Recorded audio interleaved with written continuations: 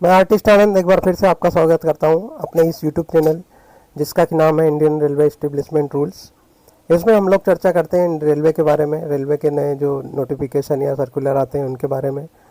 और साथ ही साथ मेरा एक टेलीग्राम चैनल है जिस पे मैं इन सब वीडियोज़ की PDF भी डालते रहता हूँ। तो आप अगर आपको PDF फॉर्म में उनको पढ़ना हो या रीड स्टडी करना हो तो आप उस पर ज्वाइन हो सकते हैं, जहाँ से आपको PDF मिल जाएगी। तो आज के इस वीडियो में हम लोग चर्चा करेंगे DNAR रूल्स के बारे में, जिसमें दिया हुआ है परिभाषाएं, मानक फॉर्म, सस्पेंशन, निलंबन के दौरान मिलने वाली भत्ते और बहुत सारी चीज़ें इसमें रहेगी।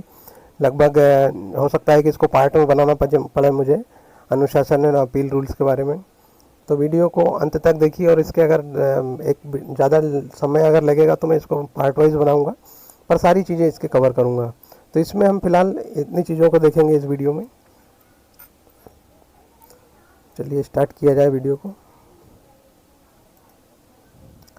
अनुशासन और अपील रूल 1968, इसको कि इस नाम से जाना जाता है। 1 अक्टूबर 1968 से ये इन्फोर्स हुआ था, प्रभावी हुआ था। तो अनुशासन और अपील रूल में मतलब एक्चुअली इस रूल की ज़रूरत क्यों पड़ी दोस्तों? इस रूल की ज़रूरत इसलिए पड़ी कि 1966 में आए थे कंडक्ट रूल। अब कंडक्ट रूल जो आए थे एम्प्लॉय के लिए, किस तरह उसको व्यवहार करना, एम्प्लॉय को किस किस रेगुलेशन और रूल के हिसाब से काम करना। अगर वो उन अगर वो कंडक्ट रूल का फॉलो नहीं करता है तो उस कंडीशन में उसे सज़ा भी देंगे, तभी तो उस कंडक्ट रूल को फॉलो करेगा, क्योंकि बिना सज़ा के तो कोई नियम कानून को मानता नहीं है। तो उनको जब कंडक्ट रूल को फॉलो करने के लिए उनके मतलब ज़रूरी समझा गया, तो उस समय उसको एक प्रकार से बांधने के लिए एम्प्लॉय को अनुशासन और अपील नियम लाना पड़ा, जो कि 1968 से आए, 1 अक्टूबर 1968 से लागू हुए थे। तो कहने का मतलब यही है कि किसी भी संगठन को अगर अनुशासन में बनाए रखने के लिए कर्मचारियों का आचरण सभ्य रहे, इसके लिए आचरण नियमों के साथ साथ अनुशासन और अपील नियमों का प्रावधान 1968 से लागू किया। इसका उद्देश्य कर्मचारियों को दंड का भय दिखाकर अनुशासन में रखा जाए और कर्मचारियों को अपने आप को निर्दोष साबित करने का पूरा मौका दिया जाए, और आवश्यक होने पर उन्हीं पर शास्ति लगाई जाए। अगर मान लो वो गिल्टी पाए जाते हैं, अगर इनोसेंट है तो उन्हें मौका मिलना चाहिए निर्दोष अपने आप को साबित करने का, और अगर वो गिल्टी है तो उनको जो है शास्ति लगाकर या मतलब चार्जशीट देकर उन्हें सुधारने का प्रयास किया जाएगा। तो इसलिए DNAR रूल्स की आवश्यकता पड़ी। अब इस नियम में कौन कौन लोग किस किन पर लागू होते हैं, ये किन किन पर ये नियम लागू नहीं होंगे, ये इनको छोड़कर बाकी सभी को लागू होंगे, मतलब इन पर लागू नहीं होंगे। अखिल भारतीय सेवा के सदस्य IAS जो ऑफिसर्स होते हैं, इसमें महाप्रबंधक या उससे ऊपर रैंक के अधिकारी सम्मिलित होते हैं। दूसरा आ जाएगा कैजुअल लेबर जो होती है, आकस्मिक श्रमिक जो होते हैं, उनके ऊपर ये लागू नहीं होता है। और तीसरा होता है RPF पर ये लागू नहीं होता। ज़्यादातर के एग्ज़ाम्स में ये पूछा जाता है कि किन पर लागू होता है, तो एक ऑब्जेक्टिव क्वेश्चन यहाँ पर बड़ी आसानी से और कॉमनली पूछा जाता है। बहुत ही मतलब देखा जाए तो पॉपुलर क्वेश्चन है ये। RPF, कैजुअल लेबर और IAS। अगर आप शॉर्ट में इसको याद रखना चाहते हैं तो आप बना सकते हैं CRI, क्राई। अब इसमें कुछ परिभाषा दी हुई है रूल नंबर 2 में। ये तो उसके नाम के बारे में था, कब से इन्फोर्स हुआ, किस नाम से जाना जाएगा। अब इसकी दूसरे नंबर में आ जाती है, रूल नंबर 2 में आती है परिभाषा। नियुक्ति अधिकारी किसको बोला जाएगा? तो नियुक्ति अधिकारी होता है मतलब अपॉइंटिंग अथॉरिटी, जिसको AA बोला जाता है अंग्रेजी में, अपॉइंटिंग अथॉरिटी। वो मतलब प्राधिकारी है जिसे कर्मचारी की उसकी सेवा और पद पर नियुक्त करने का अधिकार होता है। जिस भी सर्विस पर या जिस भी पद पर है, वो पोस्ट पर है, उस पर नियुक्त करने का जिसको अधिकार रहेगा उसे बोला जाएगा नियुक्ति अधिकारी। अब नियुक्ति अधिकारी देखिए, जब भी कभी मतलब अपॉइंटमेंट होता है तो अपॉइंटमेंट लेटर के नीचे एक साइन होता है, जिनका साइन होता है वहाँ पर कई बार आपने देखा होगा कृत्य DRM ऐसा करके लिखा होता है, कृत्य मंडल रेल प्रबंधक। इसका मतलब ये है कि उस पोस्ट के लिए जिसने अपॉइंटमेंट दिया है वो है DRM के वाइस में, जिसको भी मतलब ऑथोराइज किया गया था, उन्होंने साइन करके DRM के वाइस में वो लेटर निकाला है। तो इस मामले में DRM नियुक्ति प्राधिकारी होंगे। और यदि गलती से किसी उच्च ग्रेड के अधिकारी ने नियुक्ति की हो तो वही अधिकारी नियुक्ति अधिकारी होगा। और एक और कंडीशन इसमें आ जाती है कि अगर मान लो नियुक्ति के रिकॉर्ड नहीं मिल रहे हैं, कहाँ अपॉइंटमेंट हुआ उसका अपॉइंटमेंट लेटर नहीं मिल रहा, तो उस कंडीशन में जो सबसे बड़ा प्राधिकारी होगा, मतलब जो जोनल रेलवे पे जीएम होते हैं, वो रहेंगे उनके नियुक्ति अधिकारी, मतलब अपॉइंटिंग अथॉरिटी। अगर मान लो उसका रिकॉर्ड नहीं मिलता है तो ये भी क्वेश्चन पूछा जाता है कि कौन नियुक्ति अधिकारी होंगे, तो वो आ जाएगा जन महाप्रबंधक। नियुक्ति अधिकारी को ही अधिकार है कि वो कर्मचारी को नौकरी से हटाने, अनिवार्य रूप से सेवा मुक्ति मतलब नौकरी से हटाने मतलब रिमूवल, डिसमिजल और कंपलसरी रिटायरमेंट देने का अधिकार उसी को है।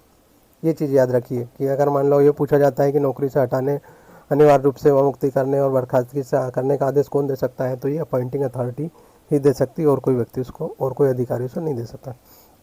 सेकंड नंबर पे आ जाता है अनुशासनिक अधिकारी, डिसिप्लिनरी ऑफिसर। तो डिसिप्लिनरी ऑफिसर में आ जाएगा वह अधिकारी होगा जो नियमों के अनुसार छोटी या बड़ी शास्ति लगाने का जिसको अधिकार है, उसे डिसिप्लिनरी ऑफिसर कहा जाएगा।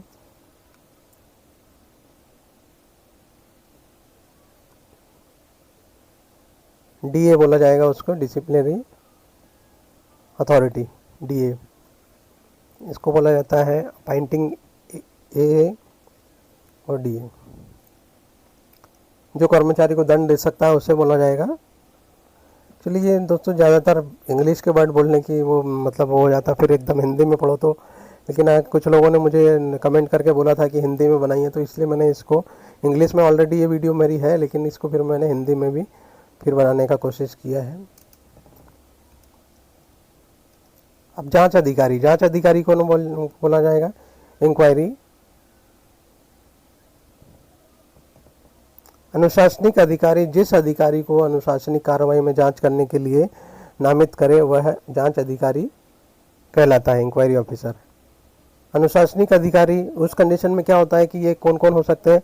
अनुशासनिक अधिकारी मतलब डिसिप्लिनरी अथॉरिटी खुद हो सकती है, नॉर्मली वो लोग होते नहीं, लेकिन वो खुद भी हो सकती है। कोई भी एक अधिकारी को ले सकते हैं, या कोई भी एक पर्यवेक्षक या संयुक्त समिति भी बना सकते हैं, वो बोर्ड भी बनाया जा सकता है, इंक्वायरी बोर्ड।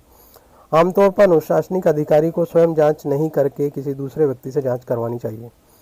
प्रस्तुति अधिकारी, प्रेजेंटिंग ऑफिसर, तो प्रशासन का पक्ष रखने के लिए, जैसे अब किसी एम्प्लॉय पर, किसी चार्ज ऑफिशियल पे या किसी चार्ज ऑफिशियल मतलब इसको बोलना चाहिए कि जिसको ऊपर चार्ज लगे गए, उसका पक्ष सुनने के लिए तो एआरई होता है, लेकिन प्रशासन का पक्ष रखने के लिए एक अधिकारी नियुक्त किया जाता है। तो जांच के समय वह एक प्रस्तुति अधिकारी नामित किया जाता है, जो रिकॉर्ड और कागजात पेश करने के अलावा उसे गवाहों से प्रश्न, जो भी एआरई के द्वारा जो गवाह वगैरह रहेंगे उनसे प्रश्न करने का, क्रय करने का, और अंत में रिपोर्ट जांच अधिकारी को देने का अधिकार होता है, उसे बोला जाता है प्रस्तुति अधिकारी। अधिकतर यह विजिलेंस और वरिष्ठ पुलिस के मामलों में नामित किए जाते हैं। विजिलेंस जो केसेस होते हैं उनमें ज़्यादातर प्रेजेंटिंग ऑफिसर बनाया ही जाता है, और वरिष्ठ पुलिस के अधिकारी मामलों में प्रस्तुति अधिकारी के कार्य सीमित होते हैं। वह जांच नहीं कर सकता है, परंतु जांच अधिकारी दोनों कार्य कर सकता है। प्रस्तुति अधिकारी को जांच करने का राइट नहीं है, लेकिन जांच अधिकारी प्रस्तुति भी कर सकता है और जांच भी कर सकता है। चार्जशीट क्या होता है? चार्जशीट एक विभागीय ज्ञापन है, जिसको बोला जाएगा डिपार्टमेंटली नोटिस, विभागीय ज्ञापन, जो कर्मचारी को उसके द्वारा गलत किए गए कार्यों के लिए दिया जाता है। ठीक है, इसका मुख्य उद्देश्य यह है कि कर्मचारी अपने आप को बचाने की पूरी कोशिश करता है। इसमें कर्मचारी के विरुद्ध लगाए गए आरोप स्पष्ट होने चाहिए, और इस घटना का पूरा विवरण, समय, स्थान, गवाह के नाम और दस्तावेजों के साथ उल्लेख होना चाहिए। जब ऐसे 5 दिया जाता है तो उसमें सारी चीज़ें 4 एनेक्सर लगाए जाते हैं, और चारों एनेक्सर में उसके सारी चीज़ें डिटेल उसमें आ जाती, कौन गवाह है, किस दिन की घटना है, क्या हुआ था, उसके रिलेवेंट जो डॉक्यूमेंट है वो क्या है, कौन कौन से चार्ज लगाएंगे, ये सारी चीज़ें आ जाती चार्जशीट के साथ में। अब चेतावनी क्या होता है? चेतावनी एक दंड है, यह एक प्रशासनिक प्रक्रिया है जिसमें कर्मचारी से स्पष्टीकरण लिया जाता है कि वह भविष्य में उसकी पुनरावृत्ति नहीं हो। इसके लिए मतलब उससे मौखिक या लिखित रूप में उसे चेतावनी दी जाती है। लिखित में चेतावनी दी जाएगी तो वो सर्विस रिकॉर्ड में रिकॉर्ड करने वाली अथवा व्यक्तिगत फाइल में फाइल करने वाली के रूप में होती है, जो लिखित में रहेगी। लेकिन ये इसका जो है चेतावनी का कहीं भी जो चार्जशीट या फिर जो पेनल्टीज दी है उसमें इसका कहीं पर भी उल्लेख नहीं है चेतावनी का, लेकिन ये भी एक प्रकार का दंड है। अब देखिए, अब हम तो चर्चा कर लेते हैं कौन कौन से मानक फॉर्म होते हैं। तो SF1 होता है निलंबन के लिए, सबसे पहले याद रखिए SF1, 2 और 4, 1 2 का 4 जो बोला जाता है ना, तो ये है सस्पेंशन के लिए। दूसरा होता है SF2 डीम्ड सस्पेंशन, जिसको कि माना गया निलंबन, मतलब ऐसा मान लिया जाता है कि उस दिन से उसको सस्पेंड कर दिया गया है, भले उसके लिए ऑर्डर निकले या नहीं निकले, तब से उसको सस्पेंशन में माना जाएगा। SF3 होता है निर्वाह भत्ते की स्वीकृति, जब एम्प्लॉय को सस्पेंड कर दिया जाता है तो उस कंडीशन में उसे निर्वाह भत्ता, सब्सिस्टेंस अलाउंस जो दिया जाता है उसकी स्वीकृति के लिए SF3 दिया जाता है। SF4 है निलंबन से बहाली, मतलब रिवोकेट करने के लिए निलंबन को रिवोकेशन ऑफ सस्पेंशन के लिए SF4 दिया जाता है। SF5 दिया जाता है मेजर पेनल्टी के लिए आरोप पत्र है। SF6 दिया जाता है जब कभी जो चार्ज ऑफिशियल है, मतलब जिस पर आरोप लगे, वो एम्प्लाई अगर मान लो प्रशासन से कुछ डॉक्यूमेंट्स निरीक्षण के लिए इंस्पेक्शन करना चाहता है और प्रशासन उस दस्तावेज को नहीं देना चाहता, अनुमति नहीं देता है मतलब उसे, तो उस कंडीशन में उसे SF6 देकर उसे निरीक्षण की अनुमति देने से मना करने का एक प्रकार से आदेश है। SF7 होता है जांच अधिकारी की नियुक्ति। SF8 होता है प्रस्तुति अधिकारी, प्रेजेंटिंग ऑफिसर, इंक्वायरी ऑफिसर की 7 में है, SF8 में प्रस्तुति ऑफिसर की नियुक्ति। और SF9 को डिलीट कर दिया गया, पहले था 9A 9B 9C करके होती थी। SF10 होता है संयुक्त कार्रवाई का आदेश, जहाँ पर एक से अधिक लोग या पूरा डिपार्टमेंट उसमें इन्वॉल्व होता है, तो उसमें जॉइंट मतलब एक्शन लिया जाता है, तो उसको बोला उस समय SF10 इशू किया जाता है। SF10 होती है संयुक्त कार्रवाई में जांच अधिकारी की नियुक्ति, जैसा यहाँ पर जो 7 में SF7 में जांच अधिकारी की नियुक्ति की थी, वहीं पर SF10A में, लेकिन क्या रहेगा, संयुक्त कार्रवाई में जांच अधिकारी की नियुक्ति। यहाँ पर जांच अधिकारी, यहाँ पर संयुक्त कार्रवाई में, तो ये अंतर रहेगा। 10B में आ जाएगा संयुक्त कार्रवाई में प्रस्तुति ऑफिसर की नियुक्ति। SF11 होती है छोटी शास्ति हेतु आवेदन आरोप पत्र। SF11A छोटी शास्ति पर बड़ी शास्ति की कार्रवाई। कोई ऐसा केस हो गया जिसमें कि उसे छोटी शास्ति दी गई, लेकिन जब बाद में इंक्वायरी की तो लगा कि यार ये तो मेजर पेनल्टी का केस था, तो उस समय में उसे SF11 देके छोटी शास्ति पर ही बड़ी शास्ति की कार्रवाई की जा सकती है। SF11B परिशिष्ट छोटी शास्त्री में जांच करने की कार्रवाई। SF11 का C बड़ी शास्ति में छोटी शास्ति की कार्रवाई।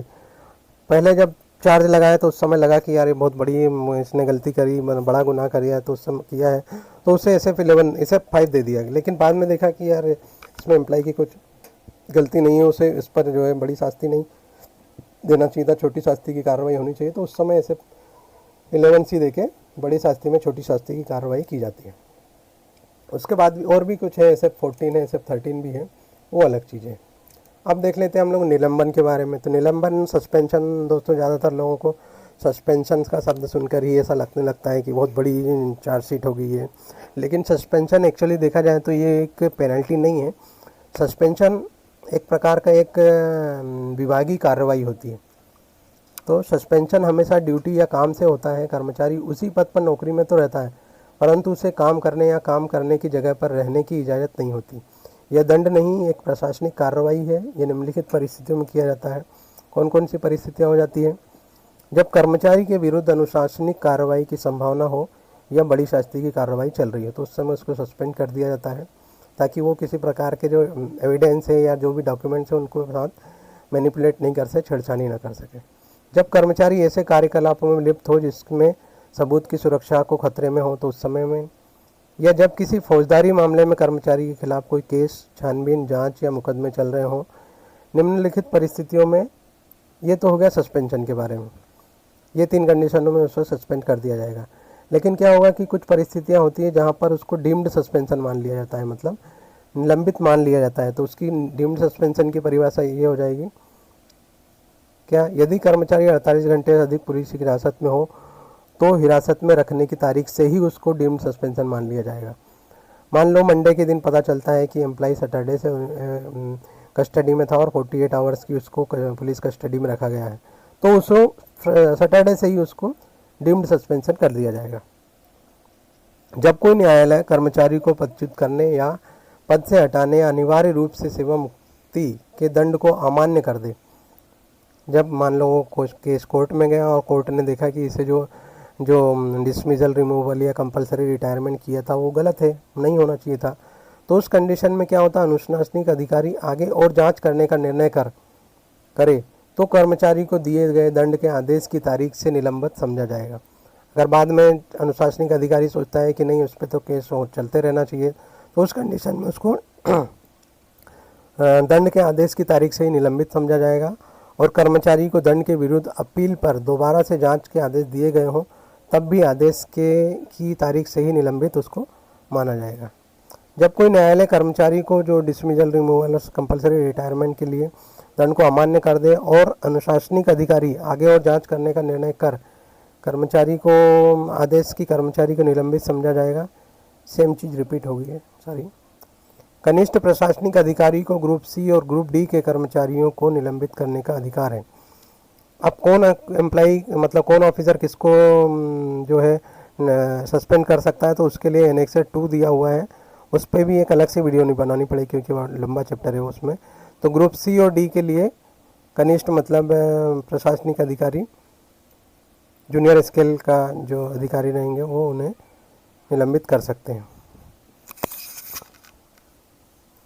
जूनियर एडमिनिस्ट्रेटिव जेएजी ग्रेड के अधिकारी जो रहेंगे वो उन्हें निलंबित करने का अधिकार है उनको।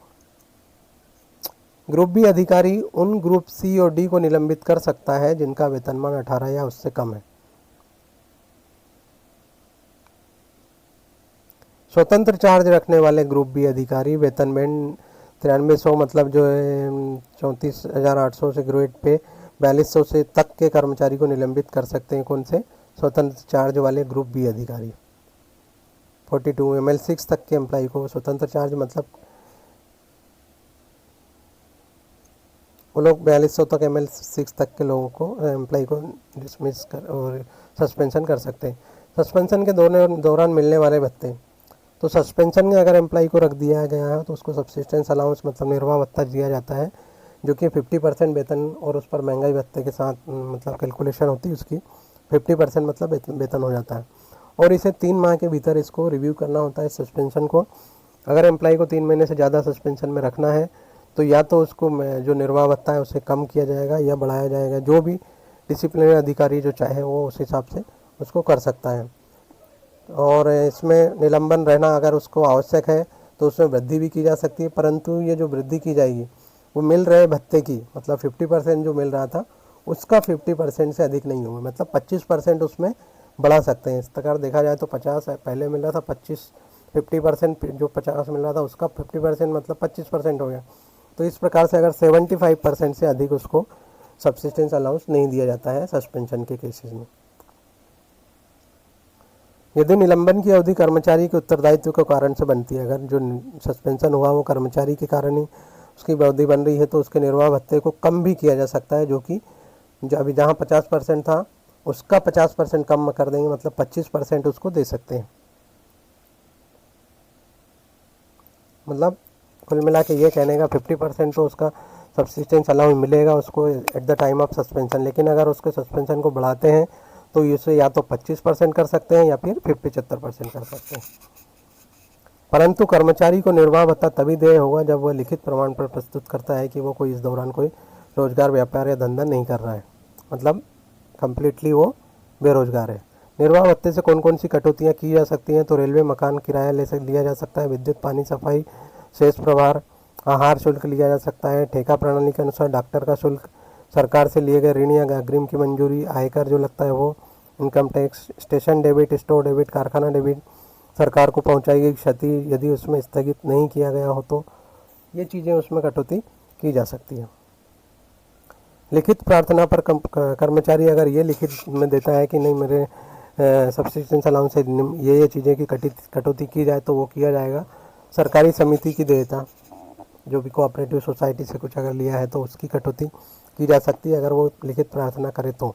इंस्टीट्यूट या क्लब का सदस्यता शुल्क, जीवन बीमा की किस्त, LIC का, स्कूल फीस और भविष्य निधि से लिया गया अग्रिम या SBF से लिया गया अग्रिम की वापसी, निर्वाह भत्ते में से नहीं की जाने वाली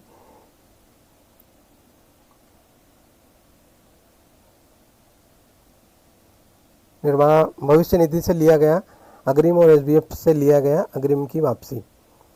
दूसरी बातें आ जाएगी, यहाँ से एक कट होना चाहिए था। निर्वाह भत्ते में से नहीं की जाने वाली कटौतियाँ कौन कौन सी आ जाएगी? तो भविष्य निधि में अंशदान, जो PF में अगर अंशदान किया जा रहा है तो वो नहीं किया जाएगा। ये नहीं की जाने वाली कटौतियाँ हैं। यहाँ पर ये थोड़ा सा इसको नीचे लेना चाहिए था। तो ये भविष्य निधि में अंशदान के लिए नहीं किया जाएगा। कोर्ट अटैचमेंट या किए गए जुर्माने की कटौती नहीं की जाएगी। ये दोनों चीज़ें उसमें से नहीं की जाएगी। निलंबन 6 माह से अधिक नहीं होना चाहिए। निलंबन के दौरान कर्मचारी सक्षम अधिकारी से अनुमति लिए बिना अपना मुख्यालय नहीं छोड़ सकता है, लेकिन इस दौरान उसे रोज़ाना हाजिरी लेने का कोई प्रावधान नहीं है। मतलब अटेंडेंस लगाने या मास्टर साइन करने के लिए उसे जाने की ज़रूरत नहीं होती है, वो गलत है। सामान्य रूप से इस दौरान इस्तीफा स्वीकार नहीं किया जाएगा, लेकिन यदि नैतिक आधार पर कोई मामला नहीं है तो सक्षम अधिकारी स्वीकार कर सकता है। नैतिक अधमता का मतलब मोरल अधमता के लिए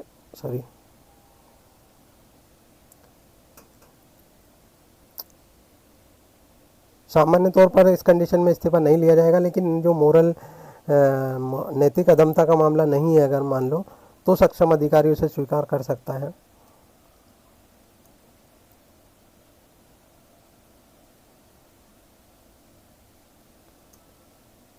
तो इस प्रकार से दोस्तों ये था मेरा एक पार्ट 1 D&AR रूल्स के बारे में।